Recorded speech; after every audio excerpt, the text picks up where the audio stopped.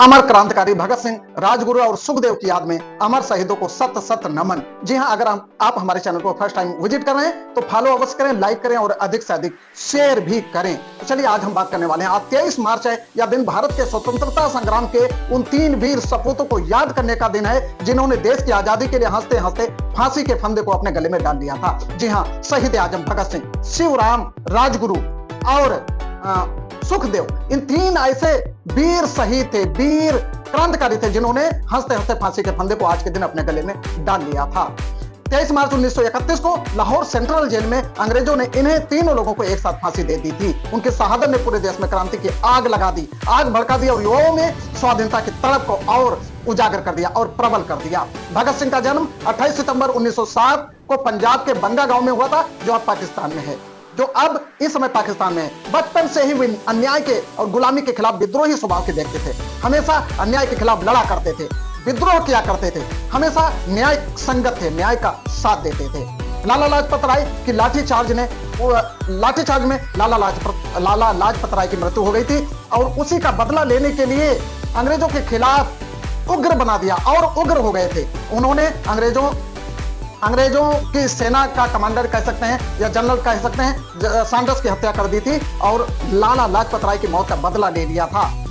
Assembly में, उसके बाद असेंबली में बम भी फेंका इन्होंने और इन्होंने ये कबूला कि हमने सिर्फ असेंबली में बम इसलिए फेंका है, हम ये नहीं चाहते किसी की हत्या हो, हम अंग्रेजी सरकार को हिलाना चाहते हैं, अंग्रेजी सरकार को हिला के रख देंगे। इस नतीजे को देखते हुए इन्होंने असेंबली में बम फेंका। उसके बाद उन्होंने कहा था, ना तो मैं किसी की जान लेना चाहता हूं, ना किसी को डराना चाहता हूं, मेरा सिर्फ एक मकसद है कि अंग्रेजी साम्राज्य की जड़ें हिला के रख देना, बस मेरा ये मकसद है, उन्हें देश से भगाना, देश से बाहर भेज देना। जेल में रहते हुए उन्होंने बहुत सारी किताबें पढ़ी, किताबें लिखी, जीवनियां पढ़ी, जीवनियां लिखी।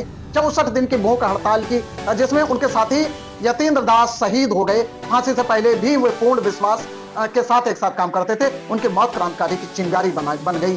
राजगुरु सुखदेव भी उसी जज्बे के साथ खड़े रहे। तीनों ने फांसी के तख्ते पर इनकलाब जिंदाबाद और वंदे मातरम के नारे लगाए। शाम 7:23 पर उनकी शहादत हो गई, लेकिन उनके विचार आज भी जिंदा है, उनकी प्रेरणा आज भी जिंदा है, उनके बताए हुए, उनकी चिंगारी, लगाई हुई चिंगारी आज भी जिंदा है। और वो चिंगारी तब तक जलती रही, भड़कती रही, जब तक अंग्रेज इस देश को छोड़कर भाग नहीं गए। उन्होंने कहा था कि जेल नोटबुक में उन्होंने साफ साफ लिखा था कि वे मुझे मार सकते हैं लेकिन मेरे विचारों को कभी मार नहीं सकते, मुझे कत्ल कर सकते हैं, मुझे शहीद कर सकते हैं, लेकिन मेरे जो विचार हैं वो कभी खत्म नहीं होंगे, मेरे विचार आने वाली पीढ़ियों के लोगों में कायम रहेंगे। ये उनके शब्द थे। उन्होंने कहा था, संदेश दिया था, गुलामी स्वीकार मत करो, गुलामी स्वीकार मत करो, शिक्षा लो, ग्रेजुएट बनो, शोषण के खिलाफ लड़ो। और आज के समय में जब हम आजादी का फल खा रहे हैं तो उनके बलिदान को याद करके हम खुद से पूछ सकते हैं, क्या उनके सपनों का भारत बन रहा है? क्या उनके वो जो सपने देख कर गए, अपने आप को शहीद करके गए इस देश के लिए, क्या वो भारत आज की डेट में जिंदा है? क्या वही भारत जो वो सपना देखते थे चंद्रशेखर आजाद, सरदार भगत सिंह, सुखदेव, राजगुरु, लाला लाजपत राय, हम उन सभी वीर सपूतों को याद करते हैं जिन्होंने इस देश के लिए अपनी जानें निछावर की और अपने आप को दिखाया, अपने आप को बताया कि ये देश भारत कैसा होना चाहिए। उनके बलिदान को कभी हम भूल नहीं सकते, उनके बलिदान को हम जाया नहीं होने देंगे। भ्रष्टाचार, अन्याय, धर्म, जाति, अब किसके किसके खिलाफ हम लड़ रहे हैं, साहस दिखा रहे हैं। तो चलिए हम उनके खिलाफ लड़े जो इस देश के खिलाफ हैं, हम उनके खिलाफ लड़े जो इस देश के खिलाफ हैं, इस देश के भ्रष्टाचार में शामिल हैं। जी हाँ, शहीद दिवस पर हम तीनों अमर को नमन करते हैं, उनकी शहादत को सलाम करते हैं। उनके शहादत ने साबित कर दिया कि उम्र छोटी हो या बड़ी माने नहीं रखती है, उम्र कम हो या ज्यादा माने नहीं रखती है, लेकिन इतिहास ये गवाही देता है कि आपके अंदर जज्बा अगर जीत का हो तो आपको कोई भी सरकार हिला नहीं सकती है। आप दुनिया बदल सकते हैं अपने जज्बातों से। ये साबित कर दिया किसने? सरदार भगत सिंह ने। इतनी कम उम्र में फांसी का फंदा गले में डालकर चूम लिया, ऐसे साबित किया उन्होंने। सुखदेव जी ने साबित किया, राजगुरु जी ने। हम जी क्यों लगाते हैं? क्योंकि ऐसे महापुरुष ना तो आज तक भारत में हुए हैं ना होंगे, क्योंकि वो क्रांतिकारी कम उम्र में वो हमको सीख दे गए, जो सीख शायद आज की डेट में कोई नहीं दे सकता।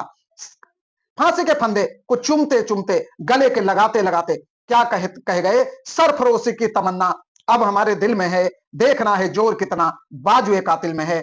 इनकलाब जिंदाबाद, इनकलाब जिंदाबाद, भारत माता की जय।